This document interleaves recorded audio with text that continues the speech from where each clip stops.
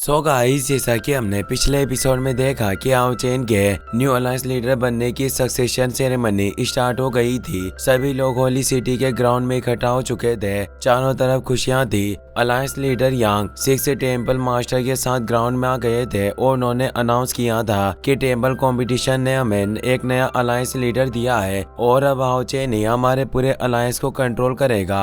How chain वहां गया था। सभी उसे देखकर बहुत खुश हुए और ग्रैंडपा यांग ने उसे अलायंस लीडर टोकन दे दिया था। हाउ चेन ने सभी को अपना मकसद बताया था कि डीमन कभी भी हमें चैन से रहने नहीं देंगे। अगर हमें जिंदा रहना है तो एक होना होगा, क्योंकि मैं अकेला सभी डीमन का खात्मा नहीं कर सकता। सभी टेम्पल मास्टर ने एकजुट होने का डिसाइड किया था और अब वो डीमन से लड़ने के लिए अपने सभी रिसोर्सेज भी एकजुट कर लिए थे। फिर हाउ चेन ने सभी को अपनी कहानी सुनाई थी कि कैसे वो एक नाइट बना और अब वो पूरे कॉन्टिनेंट में मौजूद हर एक इंसान को प्रोटेक्ट करना चाहता था, जिसके लिए अब वो डीमन पर काउंटर अटैक करेगा। हाउ चेन की अच्छाई से सभी प्रभावित हुए थे और खुश थे कि उनका नया अलायंस लीडर एक नई और अच्छी सोच वाला है। अब सभी जगह खबर फैल रही थी कि हाउ चेन नया अलायंस लीडर बन गया है। डीमन हंटिंग पास का सीन दिखाया जाता है, जहां 3 सैनिक अपने मरे हुए साथियों की याद में मदिरा को गिरा रहे थे और वो योद्धाओं को याद करते हुए कहते हैं कि उस वक्त जब वो फर्स्ट बटालियन में डीमन हंटिंग टीम का एक ग्रुप आया था,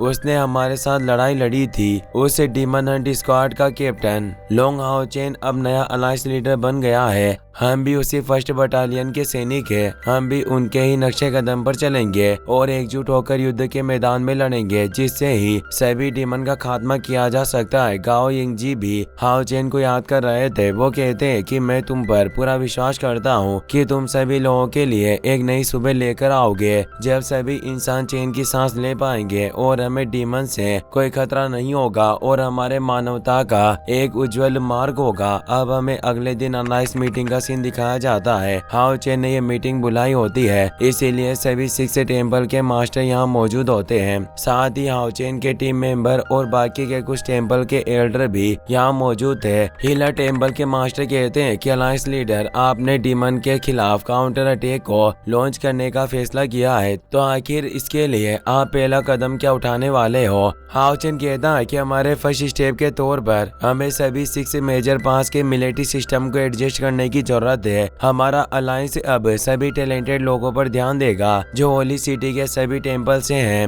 अब उनकी ट्रेनिंग और रीऑर्गेनाइजेशन किया जाएगा, ताकि जिन लोगों की जहां जरूरत है उन्हें वहीं तैनात किया जा सके। और इस 6 अलायंस आर्मी की स्थापना के बाद हमारे सभी 6 मेजर पास डीमन के किसी भी अटैक की सिचुएशन का सामना करने के लिए तैयार होंगे, क्योंकि हर तरह की एबिलिटी के प्रैक्टिशनर होने से वो किसी भी मुश्किल का सामना कर सकते थे। और ये सभी सैनिक 6 टेम्पल के द्वारा दिए गए कमांड पर ही काम करेंगे। हीलर टेम्पल मास्टर कहते हैं कि इस तरह से सभी टेम्पल के बीच टैलेंटेड लोगों का संतुलन बना रहेगा, जिससे कमजोर पास, जिसके पास डिफेंस अच्छा नहीं है, उनके लिए इससे काफी ज्यादा फायदा होगा और अब वो अपने पास को अच्छे से प्रोटेक्ट कर पाएंगे। लॉर्ड क्यू और बाकी टेम्पल मास्टर को यह आइडिया अच्छा लगता है, पर ली जेंग जी बोलता है कि अगर हम सिर्फ अलायंस की आर्मी को ही रीऑर्गेनाइजेशन करते हैं तो ये काउंटर अटैक के लिए पर्याप्त नहीं होना चाहिए, क्योंकि इससे तो हम सिर्फ अपने सभी पास का डिफेंस बढ़ा सकते हैं, पर हम डीमंस को एक विनाशकारी झटका नहीं दे सकते। अगर हम डीमन को भारी नुकसान पहुंचाना चाहते हैं तो हमें और ज्यादा महान शक्ति की आवश्यकता होगी।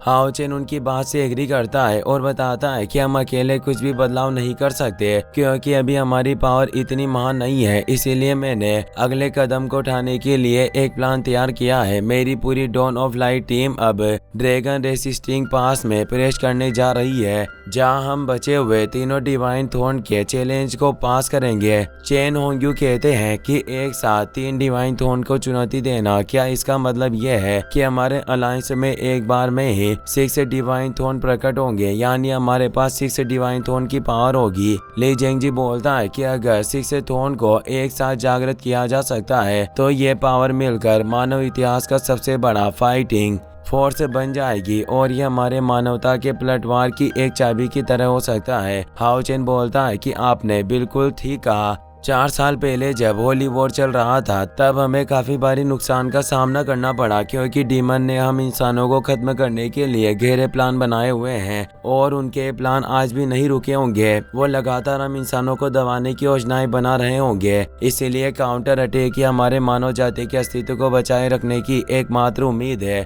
और इसके साथ अलायंस का जो भी प्लान हमारी मानव जाति की जीत की सक्सेस रेट को बढ़ाता है वो एक कोशिश के लायक होगा। इसीलिए मैं आप सभी से ड्रैगन रेसिस्टिंग पास पर जाने की इजाजत मांग रहा हूँ। ली जेंग जी बोलते हैं कि तुम वहां जा सकते हो और डिवाइन सील थ्रोन के ट्रायल में भाग ले सकते हो। इस वक्त के दौरान हम भी अपनी पावर बढ़ाएंगे और जितना हो सकेगा इस काउंटर अटैक प्लान को स्ट्रॉन्ग करने की कोशिश करेंगे। हीलर टेम्पल मास्टर कहते हैं कि हमें अपने रणनीतियों में भी सुधार करना होगा। साथ ही हमें एक ऐसा सिस्टम बनाना चाहिए जिससे हम इस काउंटर अटैक पर डिस्कस कर सके। हाओ चिन कहता है कि अब से मैं एक काउंसिल को इस्टेब्लिश करने जा रहा हूँ जिससे अलायंस में सभी के द्वारा दिए गए प्रस्ताव पर निर्णय लिया जाएगा और इस काउंसिल मेंबर में अलायंस लीडर यानी हाओ चेन के साथ सभी डिप्टी लीडर भी शामिल होंगे और बाकी के सभी टेम्पल के पावरफुल मेंबर भी होंगे। 6 टेम्पल में से प्रत्येक टेम्पल में 10 लोग इस काउंसिल में शामिल हो सकते हैं और इस तरह से एक परमानेंट अलायंस काउंसिल का निर्माण होगा जिसके फैसले में कोई त्रुटि ना हो। और 6 टेम्पल के जो ओरिजिनल 6 मास्टर है वो अलायंस के डिप्टी लीडर यानी उपनेता होंगे जो हाओ चेन की अनुपस्थिति में फैसला ले सकते थे।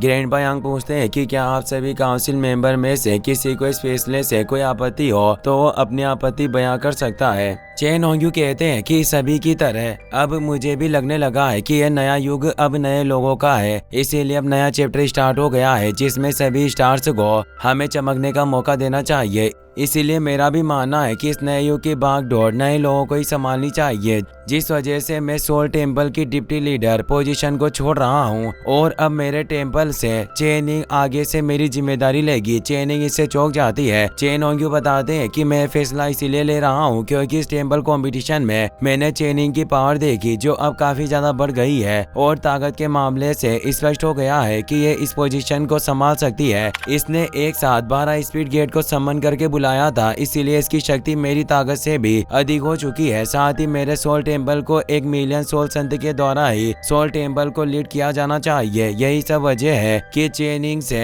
अच्छा इस पद का कोई हकदार नहीं हो सकता। ग्रैंडपा यांग भी चेनिंग से कहते हैं कि क्या टेम्पल मास्टर जो कह रहे हैं तुम उनकी बातों को मानते हुए सोल टेम्पल का मास्टर बनने के लिए तैयार हो। चेनिंग कहती है कि मैं तैयार हूँ और अब चेनिंग जोश के साथ आगे आती है। वह अपने ग्रैंडफादर को सम्मान देती है और अपने सोल टेम्पल के थ्रोन पर बैठ जाती है, जिससे अब चेनिंग ऑफिशियली सोल पैलेस की लॉर्ड बन चुकी थी और डिप्टी अलायंस लीडर थी। लॉर्ड जियाजे बोलते हैं कि टेम्पल मास्टर चेन होंग्यू ने अपनी लीडरशिप छोड़ दी है और मैं उनकी बातों से पूरी तरह से सहमत हूँ कि यह युग नए लोगों का है। इसीलिए मैं अपने असेसिन टेम्पल मास्टर के पद से रिजाइन कर रहा हूँ और मेरी जगह शेनिन नई टेम्पल मास्टर बनेगी और सभी चीजें संभालेगी। सभी इससे चौंक जाते हैं। शेनिन हाओ चेन की तरफ देखती है, वो आंखों ही आंखों में उससे सहमति मांग रही थी। हाओ चेन खुशी से इशारा करता है कि तुम्हें इस पोजीशन को स्वीकार करना चाहिए। लॉर्ड जियाजी बताते हैं कि मैं और मेरा असेसिन टेम्पल कब से शेनिन को नया टेम्पल मास्टर बनाने की योजना बना रहे थे, पर हमें अभी तक सही अवसर नहीं मिला था। पर यह बिल्कुल सही वक्त है और अब शेनिन भी असेसिन टेम्पल के थ्रोन पर आकर बैठ जाती है, जिससे वो ऑफिशियली असेसिन टेम्पल की लीडर बन चुकी थी। लॉर्ड क्यू भी अपनी जगह से खड़े हो जाते हैं और बोलते हैं कि 2 टेम्पल मास्टर के इस्तीफा देने के बाद में भी अब अपने गद्दी के त्याग की घोषणा करता हूँ। सभी बोर्ड मेंबर इससे हैरान हो गए कि आखिर इतने सारे टेम्पल मास्टर एक साथ रिजाइन क्यों कर रहे हैं। इस बात पर ली जेंग जी भी ऑब्जेक्शन उठाते हैं कि अगर आप सभी एक साथ इस्तीफा दे दोगे तो इससे हमारे न्यू अलायंस के फ्यूचर के लिए चिंताएं बढ़ जाएगी। इसीलिए आपको अपनी पोजीशन छोड़ने से पहले ध्यान से सोचना चाहिए। लॉर्ड क्यू कहते हैं कि इस मामले में मैंने काफी लंबे से सोच रखा था। होली वॉर के बाद से हमने हमेशा वांग को मिस किया क्योंकि 4 साल पहले इसके गायब होने के बाद हमारा पैलेस में कोई भी टैलेंटेड वॉरियर नहीं था। वो तो शुक्र है कि वांग वापस लौट आई और अब सिर्फ वांग ही है जो हमारे वॉरियर टेम्पल के बाहर को अपने कंधे पर उठा सकती है। पहले भी इसने वॉरियर पैलेस को पहचानने के लिए अपनी जान को दांव पर लगा दिया था और जायंट गॉड स्पिरिट को जगाया। इसीलिए इसके समर्पण को हम सभी ने देखा है। इस पद के लिए वांग के अलावा और कोई उपयुक्त नहीं हो सकता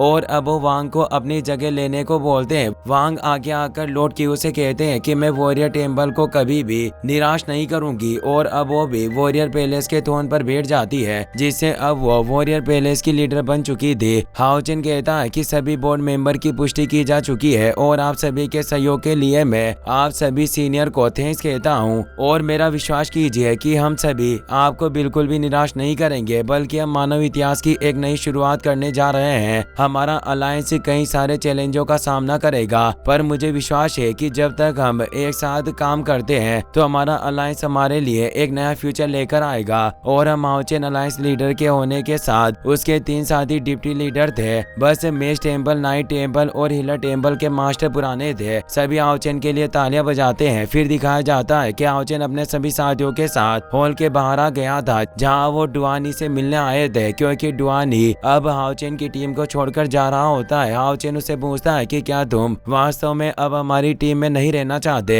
डुआनी कहता है कि 4 साल पहले वाइस डीमन गॉड पैलेस की लड़ाई के बाद ब्रदर यांग वेन जाओ ने डीमन हंट स्क्वाड के खत्म होने के साथ हुआंग यी ने अपनी कॉम्बैट एबिलिटी को खो दिया, और मेरे डीमन हंट स्क्वाड ने भी मेरे लापता होने की वजह से उन्होंने किसी मिशन को एक्सेप्ट नहीं किया, क्योंकि वो मेरे लौटने का इंतजार कर रहे हैं और मैं उनका कैप्टन हूँ। इसीलिए वक्त आ गया है कि मैं उन सभी को युद्ध के मैदान में वापस लेकर जाऊँ। इसीलिए आने वाली लड़ाई में हम तुम्हारे अलायंस में जरूर योगदान देंगे। हाओ चेन उसे हाथ मिलाता है और कहता है कि भले ही हम कहीं भी रहें, पर हमेशा साथ रहेंगे और तुम मेरी टीम का हिस्सा रहोगे। डुआनी अब सभी से मिलकर विदा लेता है। लिन कहता है कि तुम अपना ख्याल रखना। यांग वेन जाओ अपने डीमन के खत्म होने से दुखी था। वो डुआनी से कहता है कि इन सब में तुम्हारी कोई गलती नहीं थी। मुझे उम्मीद है कि तुम एक बेहतर फ्यूचर को हासिल कर सकते हो। अब डुआनी वहाँ से निकल जाता है। हाओ चेन कहता है कि अब हमें ड्रैगन रेसिस्टिंग पास पर जाना चाहिए और अपने लक्ष्य को पूरा करना चाहिए। अब वो सभी ड्रैगन रेसिस्टिंग पास पर हाओ चेन अपनी माँ के घर पर आता है। हान्यू ने लेकर आए थे। हाओ चेन की माँ की तबीयत सही हो रही थी और वो कब से हाओ चेन के लौटने का इंतजार कर रही थी। हाओ चेन अपनी माँ को देखकर काफी खुश होता है और उन्हें गले लगा लेता है। सभी ये देखकर काफी इमोशनल हो जाते हैं। बायू की आंखों में खुशी के आंसू थे। वो कहती है कि तुम मेरे साथ आओ, मैं तुम्हें किसी से मिलवाना चाहती हूँ। तभी हम देखते हैं कि लॉर्ड जिंगयू भी वापस लौट आए थे। हाओ चेन अपने डेट को देखकर काफी खुश होता है। इसी के साथ ये एपिसोड यहीं पर खत्म हो जाता है। वीडियो पसंद आया हो तो अपने दोस्तों के साथ शेयर करना। Thanks for watching.